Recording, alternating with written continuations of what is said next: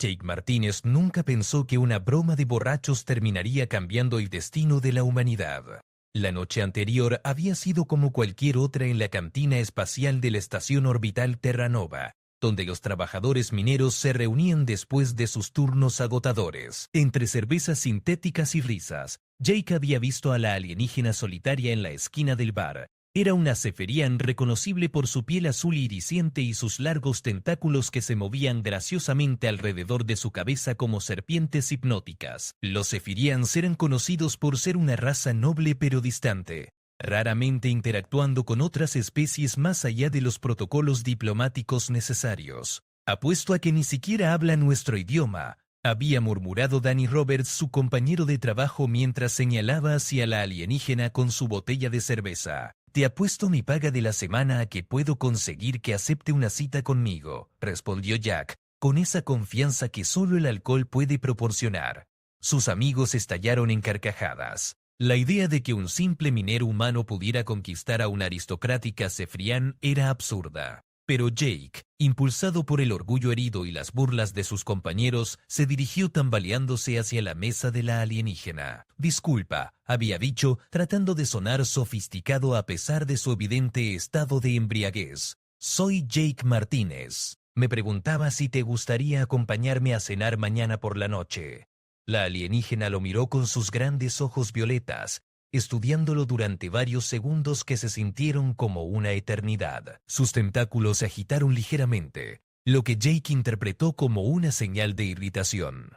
«Acepto tu invitación», Jake Martínez respondió en un español perfecto, con una voz melodiosa que resonó en toda la cantina. «Te veré mañana a las 8 en el restaurante Luna Plateada». La cantina entera quedó en silencio. Jack sintió que sus piernas se convertían en gelatina, mientras todos los ojos se clavaban en él. La alienígena se levantó elegantemente, dejó algunas monedas sobre la mesa y se dirigió hacia la salida con una gracia que parecía desafiar la gravedad artificial de la estación.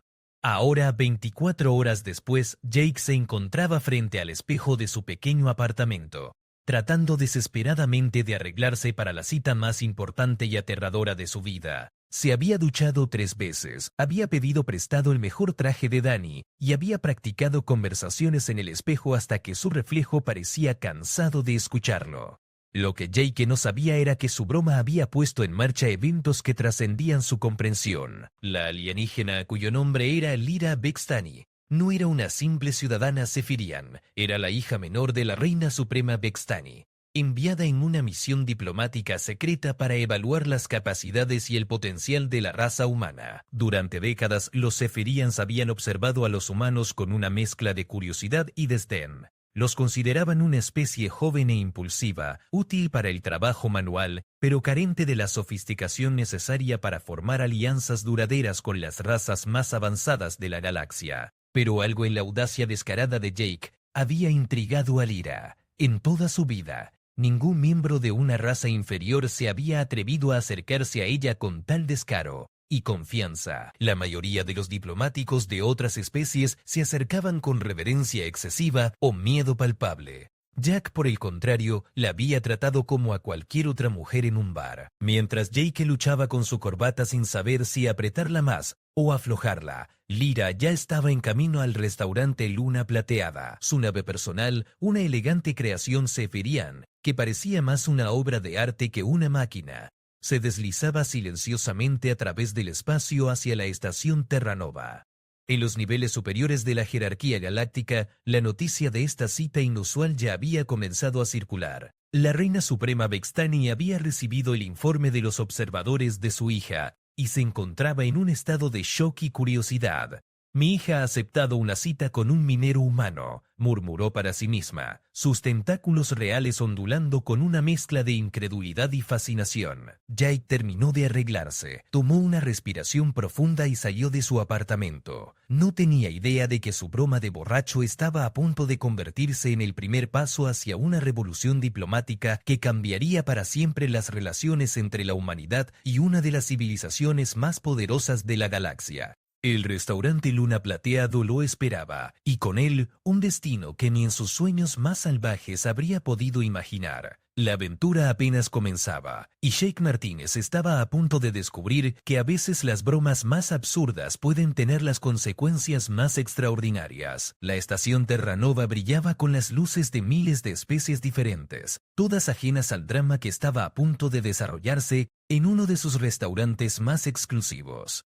Jake llegó al restaurante Luna Plateada 15 minutos antes de la hora acordada, sudando a pesar del sistema de climatización perfectamente regulado. El maitre, un elegante arturiano con 4 brazos y una expresión perpetuamente serena, lo examinó de arriba abajo con sus ojos dorados, antes de consultar su lista de reservaciones. «Señor Martínez», dijo con una voz que sonaba como campanas lejanas, «su mesa está lista. La señorita Bextani ha solicitado el salón privado».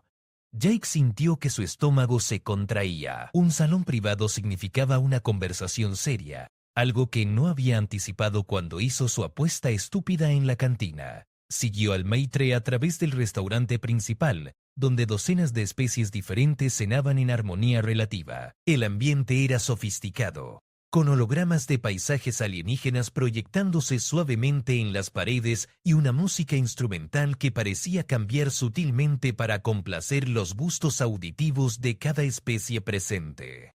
El salón privado era una cápsula transparente suspendida sobre el vacío del espacio, ofreciendo una vista panorámica de las estrellas y las naves que pasaban. Jake se sentó en una de las sillas flotantes tratando de no parecer tan nervioso como se sentía. Sus manos temblaban ligeramente mientras revisaba el menú digital, cuyos precios lo hicieron preguntarse si tendría que vender un riñón para pagar la cena. Lyra llegó exactamente a las 8, deslizándose hacia el salón con una gracia que desafiaba toda lógica física. Esta noche llevaba lo que Jake supuso era ropa formal sefirián, una túnica fluida que parecía estar hecha de luz líquida, cambiando de color desde el azul profundo hasta el violeta según se movía. Sus tentáculos estaban adornados con intrincados anillos metálicos que tintineaban suavemente con cada movimiento. «Jake Martínez», dijo tomando asiento frente a él. «Puntual. Eso es admirable». «Gracias por venir», respondió Jake, su voz apenas un murmullo. «Debo admitir que no esperaba que aceptaras». «Lo sé», dijo Lyra, sus ojos violetas estudiándolo con una intensidad que lo hacía sentir como si estuviera siendo diseccionado. «Esa era precisamente la razón por la que me interesaste. En mi cultura, la audacia sin fundamento se considera una forma de demencia. Sin embargo, tu audacia parecía diferente». Jake no sabía si eso era un cumplido o una observación clínica, así que decidió cambiar de tema. «¿Qué te trae a Terranova? No vemos muchos sefirians por aquí». Lyra inclinó la cabeza ligeramente, un gesto que Jake interpretó como diversión. «Soy una observadora cultural. Mi trabajo consiste en estudiar las diferentes especies y evaluar su potencial para colaboraciones futuras». «¿Y qué has observado sobre nosotros los humanos?», preguntó Jake genuinamente curioso. «Son una especie fascinante de contradicciones», respondió Lyra. «Pueden ser increíblemente ingeniosos y al mismo tiempo terriblemente imprudentes, capaces de gran compasión y de igual crueldad, individualmente insignificantes pero colectivamente formidables». Jake frunció el ceño. «No estoy seguro de si eso fue un cumplido o un insulto». «Fue una observación», dijo Lyra. «En mi experiencia, la verdad raramente es halagadora». Durante la siguiente hora, mantuvieron una conversación sorprendentemente fluida. Jake descubrió que Lyra tenía un sentido de humor seco y una curiosidad insaciable sobre la cultura humana. Le hizo preguntas sobre todo, desde las tradiciones familiares hasta los métodos de minería espacial, absorbiendo cada respuesta como una esponja. Por su parte, Jake aprendió que los sefirians vivían en promedio 500 años terrestres, que su sociedad estaba estrictamente estratificada por clase y logros, y que Lyra había pasado los últimos 50 años estudiando diversas especies a través de la galaxia. «¿Por qué te especializas en observación cultural?», preguntó Jake mientras compartían un postre que sabía a estrellas líquidas. Lyra vaciló por un momento, sus tentáculos agitándose ligeramente. «Porque creo que mi pueblo está cometiendo un error al mantenerse aislados. Nuevas especies emergen constantemente, nuevas tecnologías se desarrollan, nuevas amenazas aparecen en el horizonte. Aquellos que no se adapten y formen alianzas quedarán atrás. ¿Y crees que los humanos podrían ser buenos aliados? Esa es la pregunta de los 1.000 millones de créditos. No es así, dijo Lyra con algo que podría haber sido una sonrisa. Tu especie es joven, impredecible y frecuentemente irracional, pero también son resilientes, adaptables y poseen una creatividad que mi pueblo ha perdido después de milenios de tradición. Jake se inclinó hacia adelante. ¿Qué tipo de amenazas? Los ojos de Lyra se oscurecieron. Hay cosas en la galaxia que tu especie aún no ha encontrado. Jake Martínez, cosas que han estado durmiendo en los bordes del espacio conocido. Pero están despertando y cuando lo hagan completamente, incluso especies como la mía necesitarán todos los aliados que puedan conseguir. La conversación fue interrumpida por un suave zumbido del comunicador de Lyra. Lo activó con un gesto grácil y una imagen holográfica se materializó sobre la mesa. Era otro Zephyrian, este claramente de alto rango por los elaborados ornamentos en sus tentáculos. Alteza, dijo el holograma, y Jake la Reina Suprema solicita su presencia inmediata. Ha habido desarrollos. Entiendo, respondió Lyra. Estaré allí en breve. El holograma desapareció, dejando a Jake mirando a Lyra con la boca abierta. Alteza, Lyra suspiró, un sonido que se asemejaba al viento a través de cristales. Sí. Jake Martínez, soy la princesa Lyra Bextani, tercera en línea de sucesión al trono Zephyrian. Y parece que nuestra pequeña cena ha llamado más atención de la que esperaba. Jake sintió que el mundo giraba a su alrededor. No solo había invitado a cenar a una alienígena, sino que había invitado a cenar a la realeza alienígena. Mientras procesaba esta información, Lyra se levantó de su asiento. Ha sido una velada instructiva, dijo. Espero que podamos continuar esta conversación pronto. ¿Estoy en problemas?, preguntó Jake débilmente. Lyra lo miró durante un largo momento. Eso, Jake Martínez, depende enteramente de lo que hagas a continuación. Y con esa declaración críptica, la princesa Zephyrian se deslizó fuera del salón, dejando a Jake solo con una cuenta astronómica y la creciente sensación de que su vida acababa de volverse infinitamente más complicada. Jake stared at the holographic bill floating in front of him, the numbers making his head spin. 3,000 credits for dinner. His entire monthly salary wouldn't even cover half of it. The Arcturian Mitra approached with that eternally serene expression, his four hands clasped behind his back. Sir, shall I process payment to your standard account? Actually, Jake said, his voice cracking slightly. Could you put this on the house account for Princess Lyra? She said she would handle it. The Matra's golden eyes blinked slowly. Of course, sir. The princess has already taken care of the arrangements. Jake felt a wave of relief wash over him, followed immediately by a new wave of anxiety. He was now in debt to alien royalty. As he walked through the corridors of Terra Nova back to his modest quarters, his mind raced with the implications of what had just happened. His communicator buzzed. It was Danny Roberts. So, how did it go, Romeo? Did the alien princess break your heart already? Jake stopped dead in his tracks. How did you know she was a princess? Dude, it's all over the station news feeds. Human Miner, dines with Zephyrian royalty. Your famous man, also, probably dead. Word this that Zephyrian nobles don't take kindly to being treated casually by inferior species. Jake's blood ran cold. Had been so caught up in the surreal experience of actually having dinner with Lyra that he hadn't considered the broader implications. If this was public knowledge, then other species would know about it too. Some of them might not appreciate a human getting cozy with Zephyrian royalty. As if summoned by his paranoid thoughts, a group of Rigelian traders approached him in the corridor. Rigelians were tall, insectoid beings known for their aggressive business practices and their general disdain for human expansion into what they considered their territory. Jake Martinez clicked their leader, his mandibles moving in what Jake recognized as a threatening gesture. Interesting evening you've had. Whose dinner? Jake replied, trying to keep his voice steady. Nothing more. Nothing more? The Rigelian's compound eyes glittered with malice. You do realize that by consorting with Zephyrian royalty, you may have inadvertently aligned humanity with one of our primary economic competitors? Jake hadn't realized any such thing. His knowledge of galactic politics extended about as far as knowing which species tipped well at the bars and which ones to avoid in dark corridors. "I think you're reading too much into a simple dinner," Jake said. "Are we?" Word from our sources suggests that Princess Lyra has been advocating for closer human-Zephyrian relations in recent diplomatic circles. Your little date might just be the excuse the warhawks in both species need to formalize an alliance. "Warhawks." Jake's voice went up an octave. "Oh, you sweet naive human."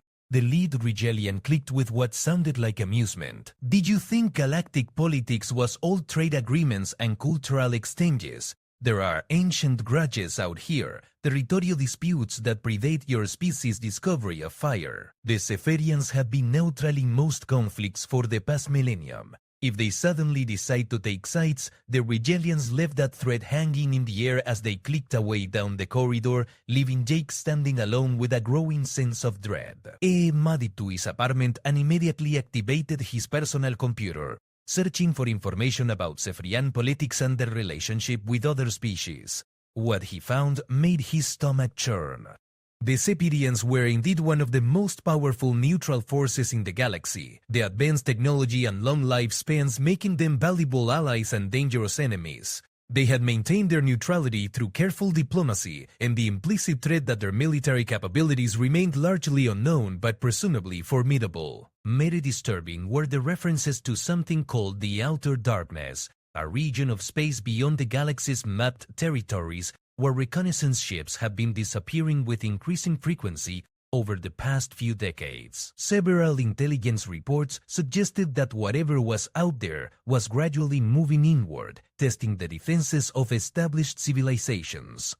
Jake's communicator chimed in again. This time, the caller ID showed only a series of symbols he didn't recognize. "Jake Martinez," a voice said when he answered. The voice was mechanically altered, gender and species indeterminate. "You have become a person of interest." "Who is this?" "Someone who has been watching your career with great interest. Your dinner with Princess Lyra has accelerated certain timelines. We need to meet." "I'm not meeting anyone. I don't even know who you are." "Then let me clarify the situation for you, Mr. Pam Martinez. In approximately 6 hours, a Zephyrian battlecruiser will arrive at Terra Nova. Princess Lyra will be summoned aboard to explain her actions to the Queen Suprema herself. You will also be invited. Your response to that invitation will determine not only your fate, but potentially the fate of your entire species." The line went dead. Jake sat in his cramped apartment, staring at the communicator. 6 hours ago, his biggest worry had been whether he could afford to replace his worn-out mining suit. Now he was apparently at the center of some galactic political crisis that could affect all of humanity. He walked to his small window and looked out at the stars, wondering which of those distant points of light might harbor civilizations that were now paying attention to him because of a drunken bet in a bar. His door chimed. Jake opened it to find Lisa Coleman, one of the station's diplomatic attaché. She was a small, efficient woman with steel gray hair and the kind of intense eyes that suggested she'd seen more than her share of interspecies incidents. "Mr. Martinez," she sighed without preamble, "we need to talk. Now." "About what?" "About the fact that you may have just triggered the most significant diplomatic event in human history, and you did it over drinks and dinner." Jake stepped aside to let her in. Lisa activated a small device that created a privacy field around Jake's apartment, blocking all electronic surveillance. "Tell me everything," she said. "Every word, every gesture, every impression you got from Princess Lyra. And Jake, the survival of the human diplomatic corps may depend on you getting every detail right."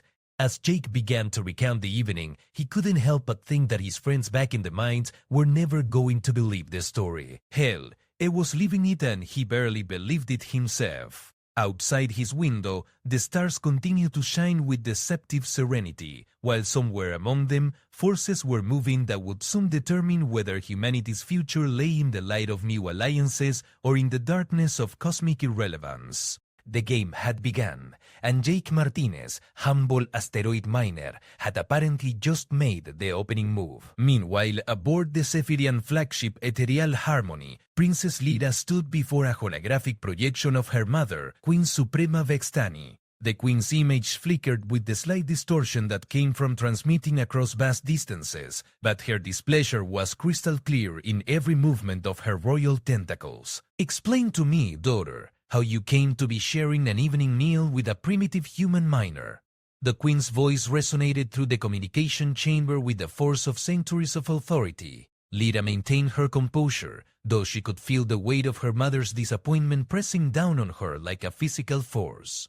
"It was an opportunity for close cultural observation, Your Majesty. The human approached me with such unprecedented audacity that I felt compelled to understand the psychological mechanisms behind such behavior." "Psychological mechanisms," the Queen repeated, her tone dripping with skepticism.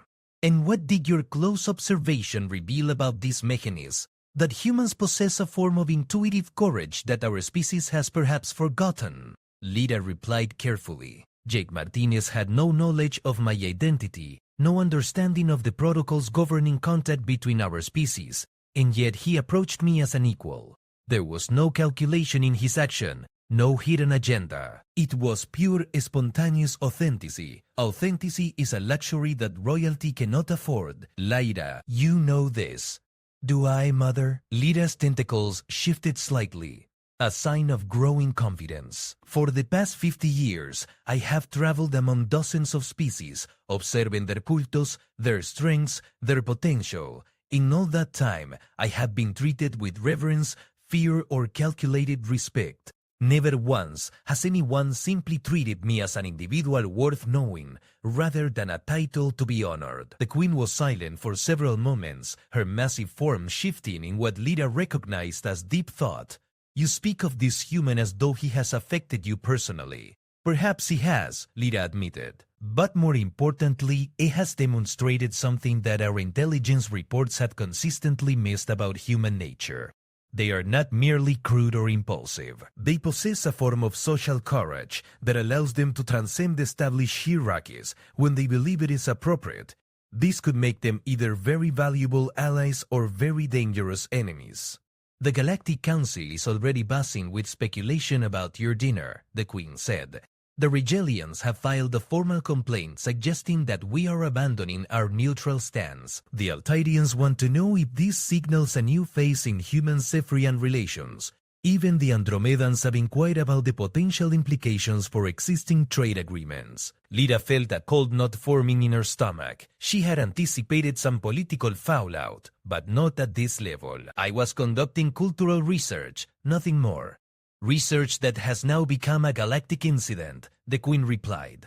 "Which brings us to our current situation. I am dispatching the battlecruiser Cosmic Serenity to Terra Nova. You will return aboard it immediately for a full debriefing.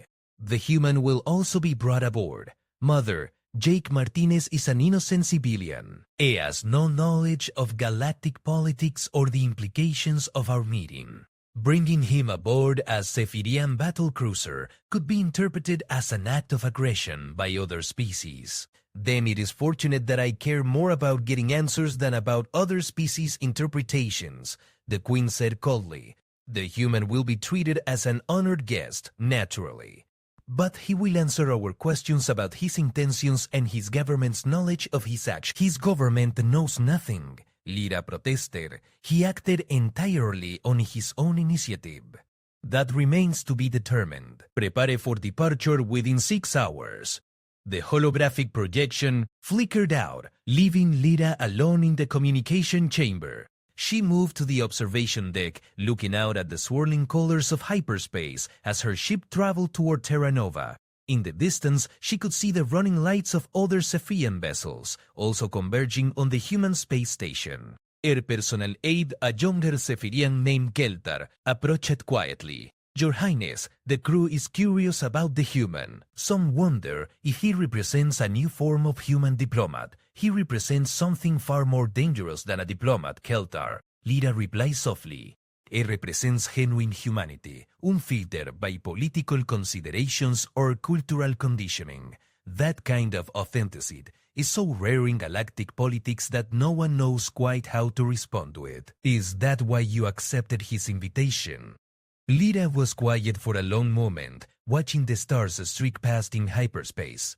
I accepted his invitation because for the first time in decades, someone looked at me and saw an individual worth knowing rather than a symbol to be manipulated. That kind of recognition is intoxicating. And now I must hope that Jake Martinez's authentic humanity is strong enough to survive what is about to happen to him. Back on Terra Nova, Jake was learning more about galactic politics in one evening than he had ever wanted to know. Lisa Coleman had explained the basic power structures of the local galactic sector, the delicate balance of trade relationships and mutual defense pacts that kept dozens of species from open warfare. The thing you need to understand, Lisa said, pacing around Jake's small apartment, is that Princess Lyra didn't just have dinner with you. In the context of Cephrean culture, she honored you with a formal social acknowledgement. That's roughly equivalent to the president of Earth inviting a random alien to a state dinner. But she said it was just cultural observation, Jake protested.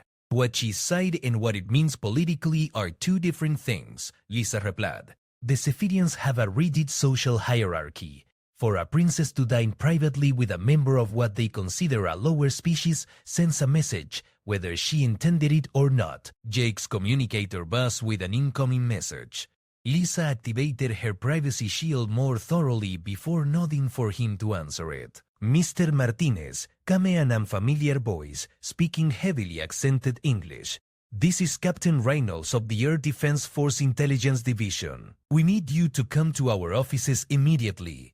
Earth Defense Force. Jake looked at Lisa, who nodded grimly. We'll be right there, Lisa said into the communicator. As they prepared to leave Jake's apartment, Lisa turned to him with a serious expression. Jake, I need you to understand something. What happens in the next few hours could determine the future relationship between humanity and one of the most powerful species in the galaxy. Every word you say, every gesture you make, will be analyzed by intelligence services across dozens of worlds. I'm just a minor, Jake said weakly. Not and no more, Lisa replied. Like it or not, you're now an unofficial ambassador for the human race. En la nave insignia cefriana Armonía Etérea, la princesa Lyra se preparaba para lo que podría ser la conversación más importante de su vida. Sus aposentos privados estaban decorados con los artefactos culturales que había recolectado durante sus décadas de observación.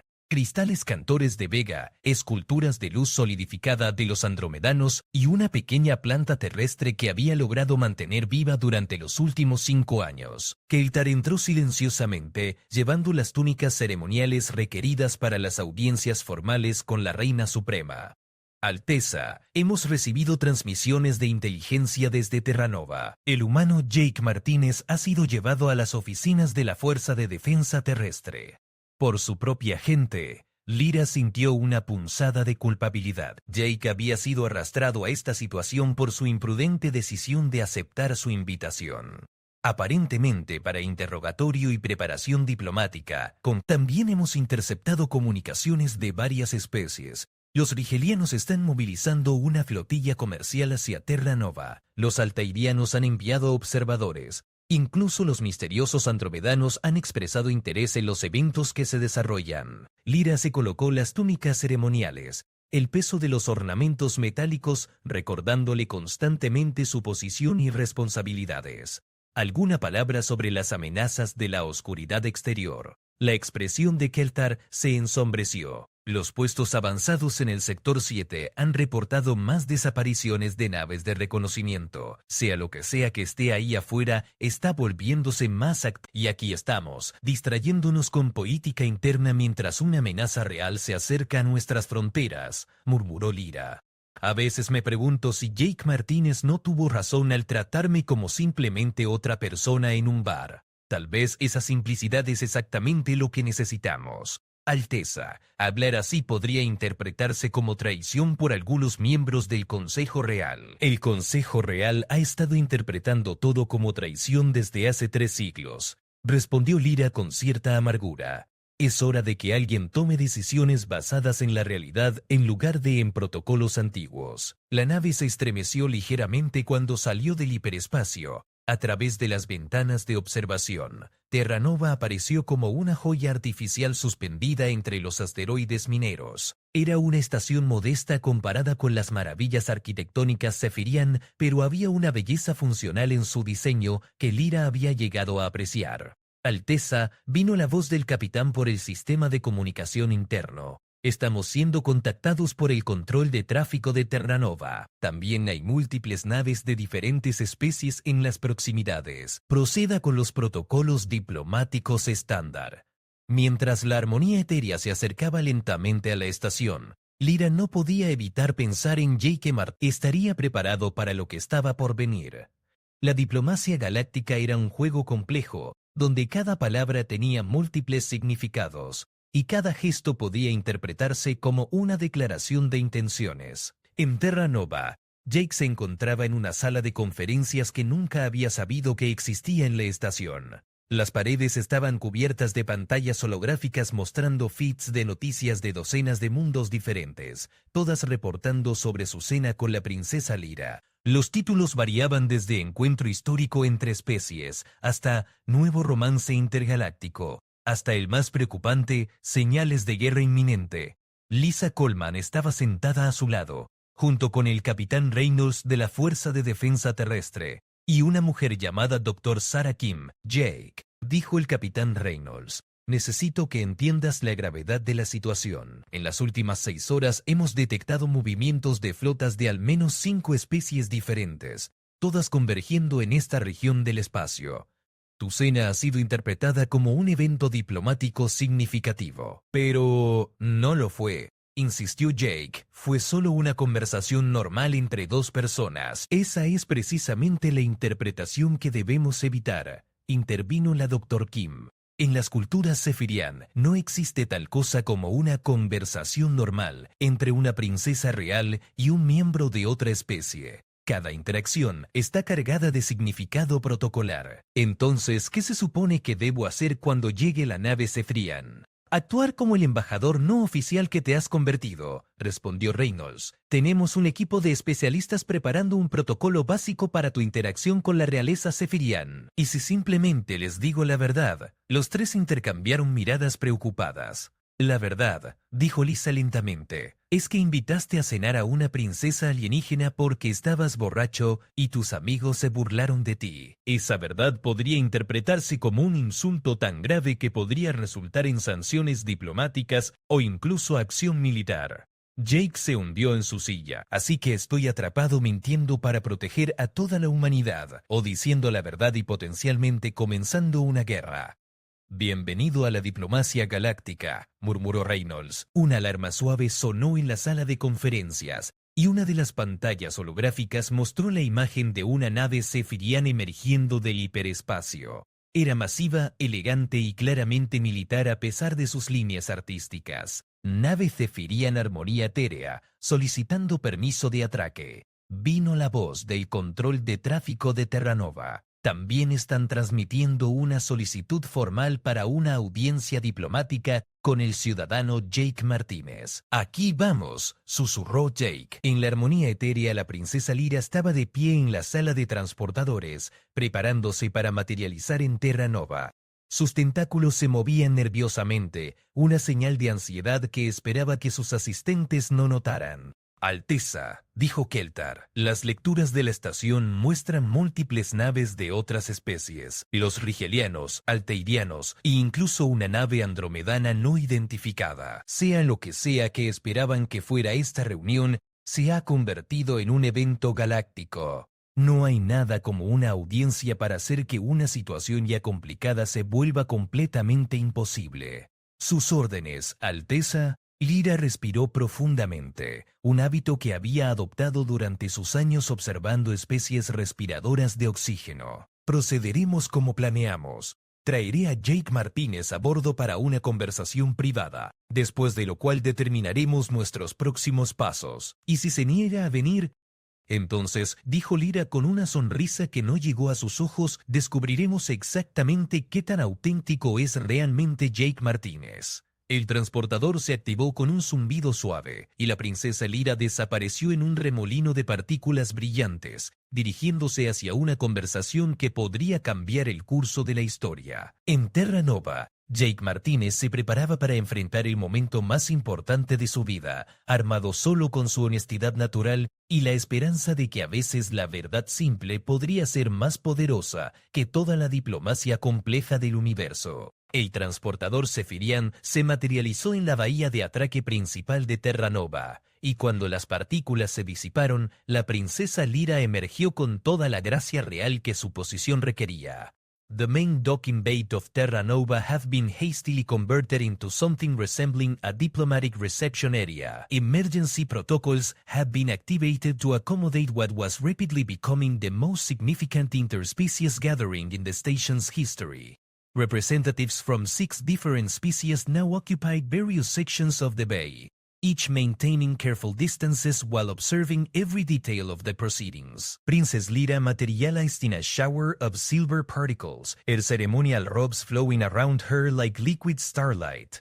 Jake had thought she was impressive in casual attire at the restaurant, but now, seeing her in full royal regalia, he felt like an ant trying to comprehend the majesty of a mountain. Captain Reynolds, Lisa Coleman, and Dr. Kim flanked Jake as they approached the Zephyrian delegation. The artificial gravity in the bay had been adjusted to accommodate different species, creating subtle variations in gravitation fields that allowed everyone to move comfortably despite their diverse physiologies. Your Highness, Captain Reynolds began, following the diplomatic protocols that had been hastily downloaded into his neural implant.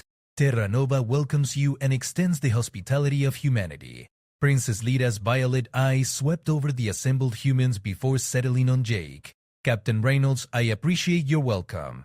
However, I am here primarily to continue a conversation that was interrupted last evening. Jake stepped forward, his heart hammering so loudly he was sure everyone could hear it. Your Highness, I want to apologize if my invitation caused any diplomatic complications. I had no idea who you were or what it might mean. Precisely why I accepted, Lyra replied, her voice carrying clearly across the bay. Your ignorance of protocol was refreshing in its authenticity. From the Regalian section of the bay came a series of agitated clicks. Their chief observer, a imposing insectoid named Sexhai, approached the group. Princess Lyra, surely you cannot be serious about conducting diplomatic relations based on the random actions of uninformed individuals? Lyra turned her attention to the Regalian, her tentacles shifting in what Jake was beginning to recognize as subtle signs of annoyance. Commander Sexhai, I was not aware that the Regalian Confederation had appointed itself overseer of Zephyrian diplomatic procedures.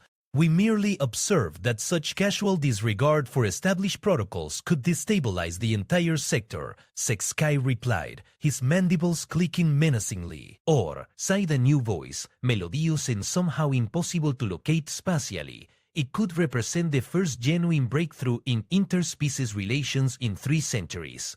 Everyone turned to see an Andromedan representative approach him. Andromedans were energy beings who rarely took physical form, making their presence at this gathering unprecedented. This one appeared as a vaguely humanoid outline of shifting aurora colors. The Andromedans rarely involved themselves in local politics. Dr. Navaev, King whispered to Jake, for one to appear here means they consider this incredibly significant. The Andromedan entity continued, its voice seeming to come from everywhere and nowhere.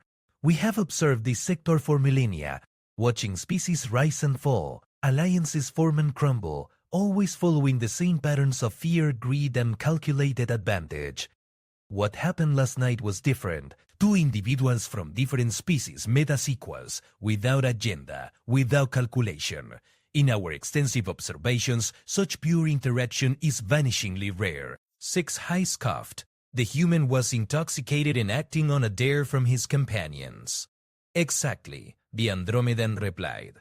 No hidden motives, no political calculations, no species superiority complex, simply one conscious being expressing interest in another. From our perspective, this represents the most hopeful development in galactic civilization in recent memory. Jake felt increasingly surreal, like he was watching a movie where he happened to be playing the lead character. "Excuse me," he said, his voice cracking slightly, "but could someone please explain what's really going on here?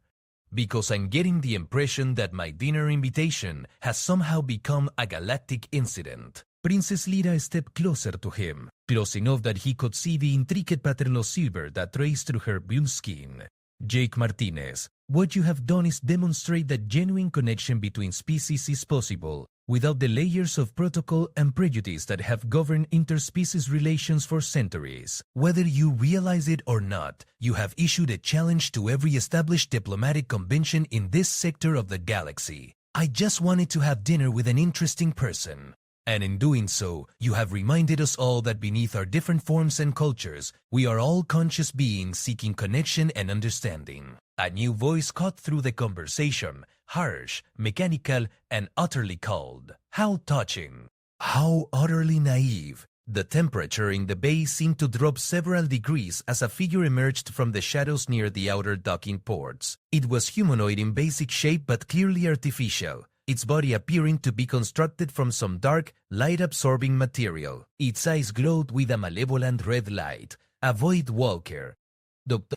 Kim whispered, her voice filled with terror. "They're supposed to be extinct. We are far from extinct, Dr. Kim," the creature said, somehow having heard her whisper coming from across the bay. "We have been watching, waiting, learning, and we have decided that this touching display of interspecies cooperation has gone quite far enough." Princess Lyra moved protectively in front of Jake, her ceremonial robe suddenly seeming more like armor.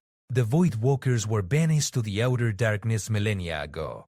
How are you here? The barriers weaken, Princess. The old powers that kept us imprisoned are failing. Soon, very soon, we will reclaim what was taken from us. This gathering of species, this naive hope for cooperation and understanding, serves our purposes perfectly." "What purposes?" Captain Reynolds demanded, his hand moving to his sidearm. The Void Walker's laugh was like the sound of stars dying. "You gather together, lower your defenses, expose your weaknesses, all in the name of friendship and alliance. You make our eventual conquest so much simpler." The entity began to dissolve into shadow, but its voice continued to echo through the bay. "Enjoy your diplomatic breakthrough, conscious beings. It will be among your last acts as free species." The shadow dissipated, leaving behind only a lingering sense of cold dread and the acrid smell of burnt space. For several moments nobody spoke. The various species representatives stood frozen, processing what they had just witnessed. Finally, the Andromedan entity broke the silence. "The ancient enemy has returned." The prophecies were true. "What prophecies?" Jake asked, though he wasn't sure he wanted to know the answer. Princess Lyra turned to face the assembled representatives, her voice carrying the authority of royal command. "The old texts speak of a time when the Void Walkers would return from their exile in the outer darkness, seeking to reclaim the galaxy they once ruled through terror and domination. The prophecies also speak of unlikely alliances, of cooperation born from authenticity rather than necessity, as the only hope for resistance." Sexai's mandibles clicked rapidly in what Jake recognized as deep agitation. "Are you suggesting that this human's dinner invitation was somehow prophesied?" "I am suggesting," Lyra replied, "that Jake Martinez may have accomplished something that centuries of formal diplomacy could not. He has shown us that we can relate to each other as individuals rather than as representatives of competing interests. And if the Void Walkers have indeed returned, we are going to need that kind of unity to survive." Jake looked around at the assembled representatives, species that had been eyeing each other with suspicion and rivalry just minutes before, now united by the revelation of a common threat. "So what do we do now?" The Andromedan entity pulsed with brighter colors. "Now, Jake Martinez of Terra Nova, we find out whether your simple act of authentic connection can become the foundation for the greatest alliance this galaxy has ever seen." "No pressure," Jake muttered.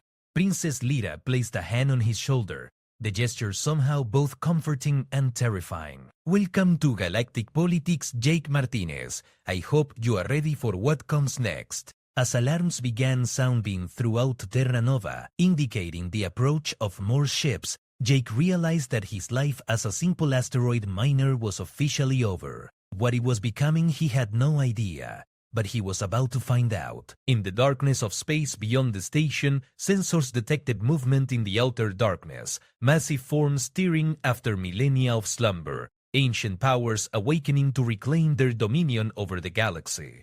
The real adventure was just beginning.